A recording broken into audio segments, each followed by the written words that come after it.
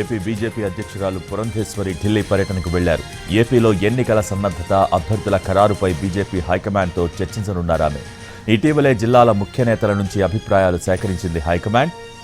Party బలాబలాలపై వరుస సమావేశాలు నిర్వహించారు. ఏపీలో పార్టీ పరిస్థితి, ఏ స్థానాలలో పోటీ చేయగలం అనే అంశంపై అధిష్టానానికి నివేదిక కూడా సమర్పించారు జాతీయ సహ సంఘటనా కార్యదర్శి శివప్రకాష్.